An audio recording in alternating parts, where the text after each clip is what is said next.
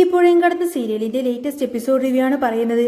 അങ്ങനെ കഴിഞ്ഞ ദിവസത്തെ സംഭവങ്ങളോടുകൂടി യമുനയുടെ മുഖത്തെ വിളർച്ചയും പേടിയും ഇതുവരെ മാറിയിട്ടില്ല. എപ്പോഴും ചിരിച്ചും കളിച്ചും വീടിനെ ഉണർത്തി നിന്നിരുന്നവൾ ഇപ്പോൾ ഒരു മൂലയിൽ ഇങ്ങനെ ജീവൻ നഷ്ടപ്പെട്ട ഒരു പാവയെ പോലെ ഇരിക്കുകയാണ്. അവളുടെ ശൂന്യമായ കണ്ണുകൾ എങ്ങോട്ടേക്കോ തുറച്ചു നോക്കുന്നുണ്ട്. തൊട്ടടുത്ത് തന്നെ കാവേരിയും ഗംഗയും ശാരദയുമുണ്ട്. ഓരോരുത്തരുടെയും മനസ്സിൽ 1000 ചിന്തകൾ ഇങ്ങനെ കടൽ തിരമാല പോലെ ആഞ്ഞടിക്കുകയാണ്. കാവേരി ഗംഗയുടെ അടുത്തേക്ക് നീങ്ങിയിരുന്നു കൊണ്ട് പതുക്കെ പറഞ്ഞു, എന്നാലും ഗംഗേജി, വിനീതേട്ടൻ ഇങ്ങനെയൊക്കെ പ്രതികരിക്കുമെന്ന് ഞാൻ സ്വപ്നത്തിൽ പോലും വിചാരിച്ചില്ല.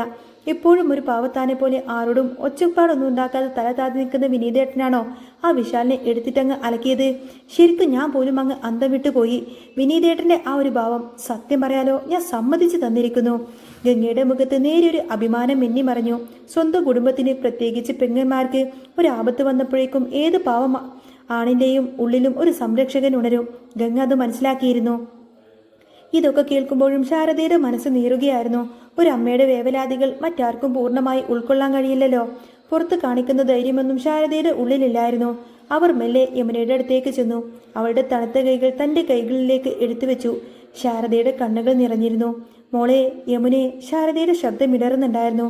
യമുന പതുക്കെ മുഖമുയർത്തി അമ്മയെ നോക്കി. മോളെ, ഞാനൊരു കാര്യം ചോദിച്ചാൽ നീ തെറ്റിദ്ധരിക്കരുത്. എന്നോട് നീ സത്യം മാത്രമേ പറയാവുള്ളൂ. ശാരദയുടെ വാക്കുകളിൽ ഭയവും ഉത്കണ്ഠയും നിറഞ്ഞു നിന്നു. എന്താ അമ്മേ? അമ്മ ചോദിക്ക്. യമുനയുടെ ശബ്ദം നേർന്നതായിരുന്നു. അല്ല, ഒരു രാത്രിയും ഒരു പകലും മുഴുവൻ ഒരു അടച്ചിട്ട് വീട്ടിനകത്തായിരുന്നല്ലോ നീ ആ ചെക്കൻ്റെ കൂടെ. അമ്മയ്ക്കിത് ചോദിക്കാൻ പാടുണ്ടോ എന്നറിയില്ല. എന്നാലും ഒരു അമ്മയുടെ ആദ്യമല്ലേ മോളെ. അവിടെ വെച്ച് വേണ്ടാത്തതോ അരുതാത്തതോ ആയിട്ടുള്ള എന്തെങ്കിലും ശാരദക്ക് മുഴുവൻ അതെങ്കിൽ ഉറപ്പിക്കാൻ കഴിഞ്ഞില്ല. വാക്കുകൾ തൊണ്ടയിലങ്ങ് കുരുങ്ങി നിന്നു. ഒരു പെൺകുട്ടിയുടെ അമ്മക്ക് ഇതിൽ പരം എന്ത് ഭയമാണ് ഈ ലോകത്തുള്ളത്? യമുനയുടെ കണ്ണിൽ നിന്നും കണ്ണുനീര് ധാരധാരായി ഒഴുകി. അവൾ അമ്മയുടെ കൈ മുറുകെ പിടിച്ചുകൊണ്ട് പറഞ്ഞു, എന്താ അമ്മേ അമ്മയെ ചോദിക്കുന്നത്? അമ്മ ഇങ്ങനെ ചിന്തിക്ക പോലും വേണ്ട. അങ്ങനെയൊന്നും സംഭവിച്ചിട്ടില്ല അമ്മേ. അവൻ എന്നെ ആ മുറിക്കകത്തേക്ക് കൊണ്ടുപോയിട്ട് അടച്ചിട്ടു എന്നത് സത്യം തന്നെയാ. പക്ഷേ എന്നെ ഉപദ്രവിച്ചു എന്നല്ലാതെ എൻ്റെ ശരീരത്തിൽ ഒരു പോറൽ പോലും ഏൽപ്പിക്കാൻ അവൻ മുതിർന്നിട്ടില്ല. എന്നെ വിശ്വസിക്കാമേ. ആ വാക്കുകൾ കേട്ടതും ശാരദയുടെ നെഞ്ചിൽ കിടന്നിരുന്ന വലിയൊരു ഭാരമാണങ്ങ് ഒഴിഞ്ഞു പോയത്. അവർക്ക് ശ്വാസം അങ്ങ് നേരെ വീണുന്നത് പോലെ തോന്നി. അവൾ യമുനയെ നെഞ്ചോട് ചേർത്ത് പിടിച്ചങ്ങ് പൊട്ടിക്കരഞ്ഞുപോയി. ഒരമ്മയുടെ നെഞ്ചിലെ തീ എന്താണെന്ന് നിനക്കറിയില്ല മോളെ. എനിക്ക് സമാധാനമായി. എനിക്കിത് മാത്രം പറഞ്ഞാൽ മതിയായിരുന്നു. ശാരദ വിതുമ്പി. ഗംഗ അവരുടെ അടുത്തേക്ക് വന്ന് യമുനയുടെ തോളിലിങ്ങ് തട്ടി ആശ്വസിപ്പിച്ചു. മോളെ, ഈ നാട്ടുകാർ പലതും പറയും. അവർക്കിതൊക്കെ വെറും കഥകൾ മാത്രമല്ലേ. ഓരോരുത്തരും അവരുടെ തോന്നുന്ന രീതിയിലൊക്കെ ഓരോന്ന് പടച്ചു വിടും. നീ അതൊന്നും കേട്ട് തളരാനൊന്നും പാടില്ല. നമ്മൾ തെറ്റൊന്നും ചെയ്തില്ല. പിന്നെന്തിനാ നമ്മൾ തല ഉനിക്കുന്നത്? ഒരു കാരണവശാലും നീ തളരരുത്. ഗംഗയുടെ വാക്കുകൾ യമുനക്ക് വലിയൊരു ആശ്വാസമായിരുന്നു. പെട്ടെന്നാണ് കാവേരിയുടെ ഫോൺ ശബ്ദിച്ചത്. സ്ക്രീനിൽ നിവിൻ എന്ന പേര് തെളിഞ്ഞതും കാവേരിയുടെ മുഖത്ത് ചെറിയൊരു മാറ്റമുണ്ടായി. അവൾ ഫോണെടുത്ത് പതുക്കെ പുറത്തേക്ക് നടന്നു. മുറ്റത്തെ തണുത്ത കാറ്റിൽ അവൾ എന്തോ ആലോചിച്ചു നിന്നു. അവൾ കോൾ അറ്റൻഡ് ചെയ്തു. ഹലോ. കാവേരിയുടെ ശബ്ദം ശാന്തമായിരുന്നു. എന്തെടുക്കുക കാവേരി? എല്ലാവർക്കും എങ്ങനെയുണ്ട് ഇപ്പോൾ? മറുതലക്കിൽ നിവിന്റെ കരുതലിന്റെ ശബ്ദം നിറഞ്ഞു നിന്നു. ചുമ്മാ ഇരിക്കുക നിവിൻ, ഞങ്ങൾ വെറുതെ വർത്തമാനം അറിഞ്ഞിരിക്കുമായിരുന്നു. അല്പനേരത്തെ മൗനത്തിന് ശേഷം കാവേരി പറഞ്ഞു. നിവിൻ, താങ്ക്സ്, ഒരുപാട് നന്ദിയുണ്ട്. എന്തിന്? നിവിൻ ചിരിച്ചോട് ചോദിച്ചു. അല്ല, ആ കൃത്യസമയത്ത് തന്നെ നിവിനും വന്ന് യമുനയെ രക്ഷിക്കാൻ വേണ്ടി കൂട്ടുനിന്നില്ലേ, അതിന്? നിവിൻ പെട്ടെന്നെ കുസൃതിയോട് പറഞ്ഞു. ഓ, അതാണോ കാര്യം? അതിപ്പോ ആർക്കാപത്തുണ്ടായാലും ഞാൻ വന്ന് രക്ഷിക്കുമല്ലോ കാവേരി. അത്രയേ ഉള്ളൂ. കാവേരിക്ക് അത് കേട്ടപ്പോൾ ചെറിയൊരു പരിഭവം തോന്നി. അപ്പോൾ വെറുതെ ആർക്കെന്ത് ആപത്ത് വന്നാലും നിവിൻ ഇങ്ങനെ ഓടി വന്ന് രക്ഷിക്കുവോ? മറുതലക്കൽ നിവിന്റെ ചെറിയൊരു ചിരി കേൾക്കാമായിരുന്നു. അല്ല, വെറുതെക്കാർക്ക് ഇങ്ങനെ ആപത്ത് വന്നാൽ ഞാൻ അവരോട് പോലീസ് പോയി കംപ്ലൈന്റ് കൊടുക്കാൻ പറയും. പക്ഷേ ഇതങ്ങനെയല്ലല്ലോ. ഇതെനിക്ക് സ്പെഷ്യലായിട്ടുള്ള ആൾക്കാരല്ലേ. സ്പെഷ്യലോ? അതെന്താ അങ്ങനെ? കാവേരിയുടെ നെഞ്ചെടുപ്പ് കൂടി. അത് പിന്നെ അതിൽ കാവേരി ഉള്ളത് കൊണ്ടല്ലേ. നിവിന്റെ വാക്കുകളിൽ പ്രണയത്തിന്റെ നേരിയൊരു അലതല്ലുന്നുണ്ടായിരുന്നു. കാവേരി പെട്ടെന്ന് തന്നെ ഒന്നും മിണ്ടാതെ നിന്നു. അവൾക്ക് വ്യക്തമായിട്ട് മനസ്സിലായി. പക്ഷേ കേൾക്കാത്ത മട്ടിൽ അവൾ ചോദിച്ചു, എന്താ നിവിൻ പറഞ്ഞത്? ഏയ് ഒന്നുമില്ല, നീ അത് വിട്, നിവിൻ പറഞ്ഞു. കാവേരി ഇതൊക്കെ കേൾക്കുന്നുണ്ടായിരുന്നു. എങ്കിലും അവൾ അതൊന്നും തന്നെ ഗൗനിക്കില്ല എന്ന് വരുത്തി തീർത്തു. എന്താണെങ്കിലും ഞാൻ ശരിക്കും പ്രതീക്ഷിച്ചില്ല നിവിൻ കൃത്യസമയത്ത് തന്നെ ഇങ്ങോട്ടേക്ക് എത്തുമെന്ന്. കാവേരി വിഷയം മാറ്റാൻ ശ്രമിച്ചു. കാരണം നിവിന്റെ വീട്ടിൽ നിവിന്റെ അമ്മക്കൊന്നും ഒട്ടും താല്പര്യമില്ലല്ലോ ഞങ്ങളുടെ കുടുംബവുമായിട്ട് നിവിൻ ഇടപഴകുന്നത്. അതൊക്കെ ആര് മൈൻഡ് ചെയ്യുന്നു കാവേരി? അമ്മയുടെ വശത്തു കൂടി ഓരോന്ന് പറയും. ഞാൻ അത്ര മൈൻഡൊന്നും ആക്കാൻ പോകുന്നില്ല. എനിക്കാണെങ്കിൽ വല്ലാത്ത ടെൻഷനായിരുന്നു കാവേരി. നീ എൻ്റെ അടുത്ത് മുഖം വീർപ്പിച്ച് മിണ്ടാതെ നടക്കുന്നത് കണ്ടപ്പോൾ എനിക്ക് വല്ലാത്ത വിഷമമായി. ഞാൻ അങ്ങനെയൊന്നും ഓർത്തതല്ല നിവിൻ മിണ്ടാതിരുന്നത്. നിവിൻ, അമ്മ ഇവിടെ വന്ന് കുറേ അധികം കാര്യങ്ങൾ അമ്മയോട് പറഞ്ഞിരുന്നു. അതുകൊണ്ടാണ് ഞാൻ പിന്നെ നിവിനോട് സംസാരിക്കാതിരുന്നത്. കാവേരിയുടെ വാക്കുകളിൽ സങ്കടമുണ്ടായിരുന്നു. അതൊക്കെ ശരി തന്നെയാ കാവേരി, പക്ഷേ കാവേരിക്കൊരു പ്രശ്നമുണ്ടെങ്കിൽ അത് എൻ്റെ കുടുംബത്തിൽ ഒരാൾക്ക് പ്രശ്നമുണ്ടാവുന്നത് പോലെയല്ലേ. ഇപ്പൊ എനിക്ക് പിന്നെ ഇടപെടാതിരിക്കാൻ പറ്റുമോ? അതുകൊണ്ടല്ലേ ഞാൻ ഓടി വന്നത്. സത്യം പറഞ്ഞാൽ എനിക്കവനെ കൊല്ലാനുള്ള ദേഷ്യമാ വന്നത്. കാവേരി ഞെട്ടിപ്പോയി. കൊല്ലാനോ? അയ്യോ എൻ്റെ പൊന്നു നിവിൻ, അതൊന്നും വേണ്ട കേട്ടോ. ഇനിയിപ്പോ ഞങ്ങൾക്ക് വേണ്ടിയിട്ട് കൊലപാതകമായി ജയിലിൽ പോയി കിടക്കേണ്ട യാതൊരുവിധ കാര്യവുമില്ല. അത് സാരമില്ല കാവേരി, വേണ്ടി വന്നാൽ ഞാൻ അതും ചെയ്യും. നിവിന്റെ ശബ്ദത്തിൽ വല്ലാത്തൊരാഴമുണ്ടായിരുന്നു. എന്തിന്? കാവേരി അറിയാതെ ചോദിച്ചു പോയി. അത് പിന്നെ കാവേരി, എനിക്ക് നിവിൻ പറഞ്ഞു നിർത്തിയതും കാവേരിയുടെ ഹൃദയം വല്ലാതെ മിടിച്ചു. നിവിൻ എങ്ങോട്ടേക്കാണ് ഈ സംസാരം കൊണ്ടുപോകുന്നത് എന്ന് അവൾക്ക് കൃത്യമായി മനസ്സിലായി. അവൾ നിവിനെ ഇഷ്ടമാണ്, അവൾക്ക് നിവിനെ ഒരുപാട് ഇഷ്ടമാണ്. പക്ഷേ ആ ബന്ധം ഒരിക്കലും നടക്കാൻ പോകുന്നില്ല എന്ന് അവളുടെ യുക്തി അവളോട് പറഞ്ഞിരുന്നു. നിവിനെ പോലെ സാമ്പത്തികവും ചുറ്റുപാടുള്ള ഒരു ചെറുപ്പക്കാരന്റെ കുടുംബത്തിലേക്ക് കയറി ചെല്ലാനുള്ള യോഗ്യതയൊന്നും തനിക്കില്ല. വെറുതെ എന്തിനാ ഒരു പ്രശ്നം കൂടി വലിച്ചു കേൾക്കുന്നത് എന്ന് അവൾ ചിന്തിച്ചു. കാവേരി, നീ കേൾക്കുന്നില്ലേ? നീ അവിടെയുണ്ടോ? നിവിൻ ചോദിച്ചു. ഞാനുണ്ട്. അല്ല, നീ എന്താ ഒന്നും പറയാത്തത്? കാവേരി അഭിനയിച്ചു. എന്ത്? അല്ല, ഇപ്പൊ ഞാനല്ലേ പറഞ്ഞത്? എന്ത്? ഞാനൊന്നും കേട്ടില്ലല്ലോ. കാവേരി ഒഴിഞ്ഞു മാറി. അത് പിന്നെ നിവിൻ എന്തോ പറയാൻ തുടങ്ങിയപ്പോഴേക്കും കാവേരി പെട്ടെന്ന് തന്നെ പറഞ്ഞു. അയ്യോ നിവിൻ, അമ്മ എന്നെ വിളിക്കുന്നുണ്ട്. ദേ ഞാൻ വരുന്നു അമ്മേ. ശരി നിവിൻ, ഞാൻ കോള് വെക്കുവാട്ടോ. അവൾ വേഗം തന്നെ കോള് ഇട്ട് ചെയ്തു. നിവിൻ മറുതലക്കിൽ നിന്നിങ്ങനെ ഹലോ ഹലോ എന്നൊക്കെ പറയുന്നുണ്ടായിരുന്നു. ഫോണ് പിടിച്ച് അവൾ ഇരുട്ടത്തേക്ക് നിന്നു. ഒരു പക്ഷേ അവൾക്ക് അവനോട് പറയാൻ 100 കാര്യങ്ങളുണ്ടാവും. പക്ഷേ സാഹചര്യങ്ങൾ അവൾ നിശബ്ദയാക്കുകയായിരുന്നു. അങ്ങനെ ദീർഘശ്വാസത്തോടുകൂടി കാവേരി തിരികെ അകത്തേക്ക് കയറി വന്നു. അവളുടെ മുഖത്തെ പഴയ ആത്മവിശ്വാസവും ധൈര്യം തിരികെ വന്നിരുന്നു. ശാരദയുടെയും ഗംഗയുടെയും മുന്നിലേക്ക് വന്ന് അവൾ ഉറച്ച സ്വരത്തിൽ പറഞ്ഞു. അമ്മേ, ഗംഗേച്ചി, ഇതെങ്ങനെ വെറുതെ വിട്ടിട്ട് കാര്യമില്ല. നമുക്ക് പോലീസ് സ്റ്റേഷനിൽ പോയിട്ട് കംപ്ലൈന്റ് ചെയ്യണം. ശാരദ ഞെട്ടലോടെ അവളെ നോക്കി. എന്ത് കംപ്ലൈന്റ് കൊടുക്കാനോ? കാവേരി, നീ എന്താ ഈ പറയുന്നത്? അതെ അമ്മേ, യമുനെ തട്ടിക്കൊണ്ടുപോയതല്ലേ. തട്ടിക്കൊണ്ടുപോയി അവളെ ഉപദ്രവിക്കുകയൊക്കെ ചെയ്തതല്ലേ. അപ്പോൾ കംപ്ലൈന്റ് കൊടുക്കണ്ടേ? ഗംഗക്ക് ചെറിയൊരു ഭയം തോന്നി. കാവേരി, അത് കൂടുതൽ പ്രശ്നമുണ്ടാവുകയല്ലേ ഉള്ളൂ. നാട്ടുകാർക്കിടയിൽ നാണം കെടുമല്ലാതെ എന്ത് പ്രയോജനം? കാവേരിയുടെ കണ്ണുകളിൽ അഗ്നിയായിരുന്നു. ഗംഗേജി, അതും പറഞ്ഞുകൊണ്ട് നമ്മൾ പേടിച്ച് പിന്മാറിയ ഒരിക്കലും നമുക്കത് രക്ഷയുണ്ടാവില്ല. നമ്മൾ ചെയ്യേണ്ട കാര്യങ്ങളൊക്കെ നമ്മൾ തന്നെ ചെയ്യണം. ഇതിങ്ങനെ വെറുതെ വിട്ടിട്ട് കാര്യമില്ല. അല്ല, എന്ത് ചെയ്യാനാ മോളെ? പോലീസിൽ കംപ്ലൈന്റ് കൊടുത്താലും ഈ പറയുന്ന അവരൊക്കെ പുഷ്പം പോലെ തന്നെ രക്ഷപ്പെടില്ലേ? ശാരദ നിസ്സഹായതയോട് ചോദിച്ചു. രക്ഷപ്പെട്ടാലും ഇല്ലെങ്കിലും ശരി, നമ്മൾ ചെയ്യാനുള്ള കാര്യങ്ങളൊക്കെ നമ്മൾ ചെയ്യണം. അല്ലാതെ വെറുതെ ഇരുന്നിട്ടൊന്നും കാര്യമില്ല. ഇന്നത്തെ കാലത്ത് കരയുന്ന കുഞ്ഞിനെ പാലുള്ളൂ. അമ്മേ, അങ്ങനെയൊക്കെ പറയുന്നത് പോലെ നമ്മൾ ചെയ്യേണ്ട കാര്യത്തിൽ നമ്മൾ തന്നെ ഇറങ്ങിത്തിരിക്കണം. കാവേരിയുടെ വാക്കുകളിൽ ആ മുറിയിൽ മുഴങ്ങി നിന്നു. കുറച്ചു കഴിഞ്ഞപ്പോൾ വിനീത് അങ്ങോട്ടേക്കെത്തി. വിനീതിനോടും അവർ ഈ ഒരു കാര്യം സംസാരിച്ചു. വിനീതിന്റെ കണ്ണുകളിലും ദേഷ്യം കെട്ടടങ്ങിയിരുന്നില്ല. കാവേരിക്ക് അങ്ങനെ ഒരു തീരുമാനമുണ്ടെങ്കിൽ ഒരു കാര്യം ചെയ്യാം, നമുക്ക് പോയിട്ട് പരാതി കൊടുക്കാം. നമ്മളെന്തിനാ ഇനിയിപ്പോൾ അതിനകത്ത് നിന്ന് പിന്മാറുന്നത്? അതിൻ്റെതായിട്ടുള്ള യാതൊരു കാര്യവുമില്ലല്ലോ. ചെയ്യേണ്ട കാര്യങ്ങളൊക്കെ നമ്മൾ തന്നെ ചെയ്യുകയും വേണം. വിനീത് ഉറപ്പിച്ചു പറഞ്ഞു. ആ കുടുംബത്തിൽ ഒറ്റക്കെട്ടായി ആ പ്രതിസന്ധിയൊക്കെ നേരിടാൻ തീരുമാനിക്കുന്നുണ്ടായിരുന്നു. പിറ്റേ ദിവസം വീടിന്റെ ഉമ്മറത്ത് നിൽക്കുകയായിരുന്നു ശാരദ. അപ്പോഴാണ് ഗേറ്റും തുറന്നുകൊണ്ട് ലൂസിയാമ്മയും കൂടെ വേറൊരു കുറച്ച് പെണ്ണുങ്ങളും കൂടി വന്നത്. അത് ശാരദ കണ്ടു.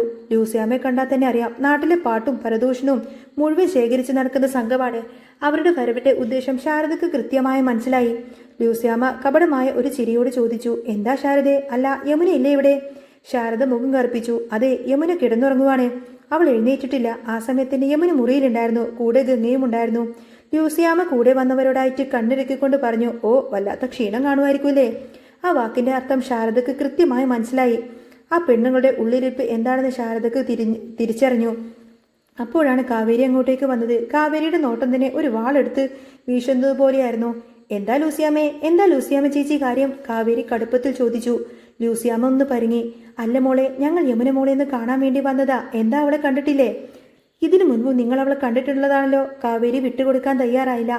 എന്നാലും അങ്ങനെയല്ലല്ലോ മോളെ, ഒരു പ്രശ്നം വന്നു കഴിയുമ്പോൾ ഇവിടെ ഒന്ന് വന്ന് അന്വേഷിച്ചിട്ട് പോവേണ്ടേ? ലൂസിയാമ്മ ന്യായീകരിച്ചു. അതെ, ഇവിടെ കൂടുതൽ പ്രശ്നം വരുമ്പോൾ നിങ്ങൾ ആരും അന്വേഷിക്കാനൊന്നും വരണ്ട. നിങ്ങൾ വന്ന വഴിക്ക് തന്നെ പോവാൻ നോക്ക്. കാവേരി കൈ ചൂണ്ടി പറഞ്ഞു. ലൂസിയാമ്മക്ക് അത് വലിയ അപമാനമായി തോന്നി. ഓ, അവളുടെ ഒരു പത്രാസ് കണ്ടില്ലേ? വെറുതെ അല്ല എന്നൊക്കെ പറഞ്ഞു ലൂസിയാമ്മ തന്റെ കൂട്ടുകാരെയും വിളിച്ച് ഗേറ്റിന്റെ പുറത്തേക്ക് നടന്നു. ഇതൊക്കെ മുറിയിലിരുന്ന് യമുന കേൾക്കുന്നുണ്ടായിരുന്നു. അവളുടെ നിയന്ത്രണം നഷ്ടപ്പെട്ടു. അവൾ പൊട്ടിക്കരഞ്ഞു പോയി. ഗംഗ അവളെ നെഞ്ചോട് ചേർത്ത് പിടിച്ചു ആശ്വസിപ്പിച്ചു.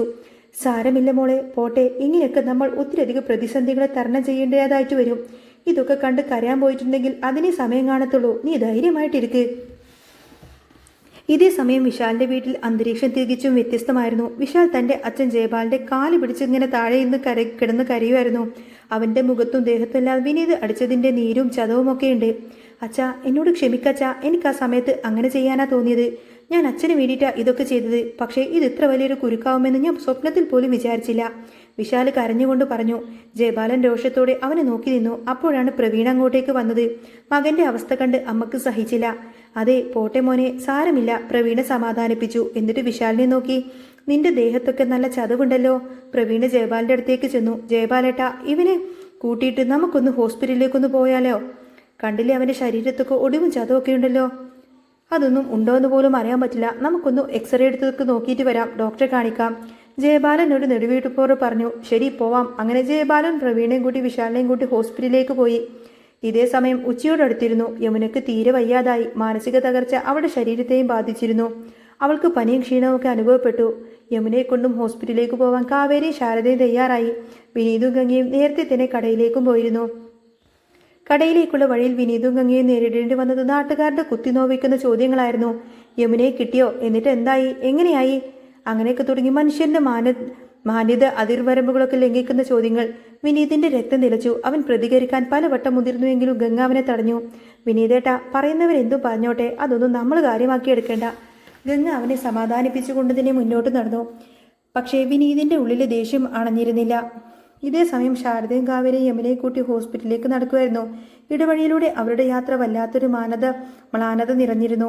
യമുന തല കുനിച്ച് അവരുടെയും മുഖത്തൊന്നും നോക്കാതെ നടക്കുന്നത്. പോകുന്ന വഴിക്ക് ലൂസിയാമ്മയും കുറെ പെണ്ണുങ്ങളും കൂടി നിൽക്കുന്നത് അവർ കണ്ടു.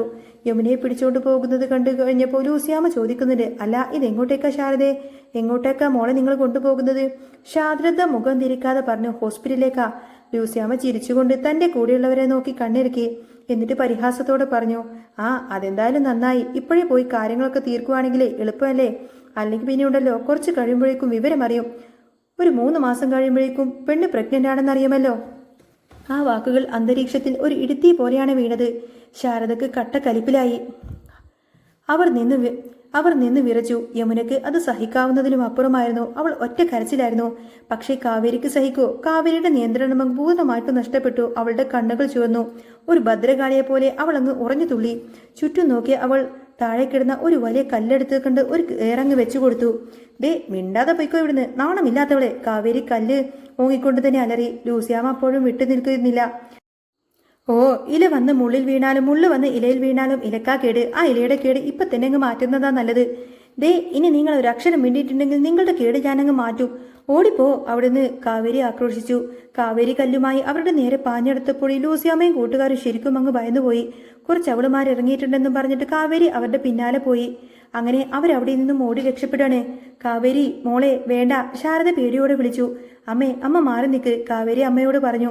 അമ്മേ, ഇവളുമാർക്ക് കൊടുക്കേണ്ടത് കൊടുക്കണം. കണ്ടില്ലേ, മറ്റുള്ളവരുടെ മുറിവിൽ കുത്തിരസിക്കാനായിട്ട് കുറച്ച് എണ്ണങ്ങൾ ഇങ്ങനെ ജോലിയും കൂലിയും ഇല്ലാതെ ഇങ്ങോട്ടേക്ക് ഇറങ്ങിക്കോളും. എവിടെയൊക്കെ പരിദോഷണം ഉണ്ടാക്കാമെന്ന് കരുതിയിട്ട്. ദേ, ഇത് വേറെയാ. ഇത് ഈ കാവേരിയുടെ അടുത്തൊന്നും കളിക്കാൻ വന്നിട്ടുണ്ടല്ലോ. പറഞ്ഞേക്കാം, അരവിന്ദന്റെ മോളായി കാവേരി. എൻ്റെ അടുത്ത് വന്ന് നിങ്ങൾ ഇങ്ങനത്തെ വേലത്തരമായി വന്നാലുണ്ടല്ലോ, കാവേരി ആരെയും വെറുതെ വിടില്ല. ഒന്നിങ്ങനെ എല്ലാത്തിനെയും ഞാൻ അങ്ങ് ശരിയാക്കും, അടിച്ചാൽ നിരപ്പാക്കും ഞാൻ. കാവേരിയുടെ ആ ഒരു രൗദ്രഭാവം കണ്ട് ആ പെണ്ണുങ്ങളെല്ലാം തന്നെ 4 പാടങ്ങ് ചിതറിപ്പോയി. ലൂസിയാമ്മ സ്വന്തം തടി രക്ഷിക്കാൻ കിതച്ചുകൊണ്ട് ഓടുന്നത് കണ്ട് കാവേരി അങ്ങ് തിരികെ വന്നു. കാവേരി വേഗം യമുനയുടെ അടുത്തേക്ക് വന്ന് അവളെ ആശ്വസിപ്പിച്ചു. സാരമില്ല യമുനെ, പോട്ടെ, ഇതൊന്നും നീ കാര്യമാക്കണ്ട. നിനക്കൊന്നും സംഭവിച്ചില്ലല്ലോ, അതുകൊണ്ട് നീ വിഷമിക്കാതിരിക്ക്. കാവേരി അവളുടെ കണ്ണുനീരൊക്കെ തുടച്ചു കൊടുത്തു. ശാരദയും വന്ന് യമുനെ ചേർത്ത് പിടിച്ചു. അങ്ങനെ വീണ്ടും അവർ 3 പേരും നേരെ ഹോസ്പിറ്റലിലേക്കുള്ള യാത്രയാണ് കാണിക്കുന്നത്. അവരുടെ മുന്നിലെ ആ ഒരു വഴി വളരെയധികം ദുർഘടമായിരുന്നു. എങ്കിലും പരസ്പരമുള്ള സ്നേഹവും വിശ്വാസവും അവർക്ക് കരുത്തേകി. അങ്ങനെ അവർ 3 പേരും യമുനയെ ഡോക്ടറെ കാണിക്കാൻ വേണ്ടിയിട്ട് ഹോസ്പിറ്റലിലേക്ക് പോകുന്നതും കാണിച്ചുകൊണ്ടാണ് കേട്ടോ എപ്പിസോഡ് പൂർണ്ണമാവുന്നത്. അപ്പോൾ നിങ്ങൾക്ക് ഈ ഒരു ചാനൽ ഇഷ്ടമാവുകയാണെങ്കിൽ സബ്സ്ക്രൈബ് ചെയ്യാനും സപ്പോർട്ട് ചെയ്യാനും മറക്കല്ലേ. നെക്സ്റ്റ് വീഡിയോ ഉടനെ വരാം. ബൈ.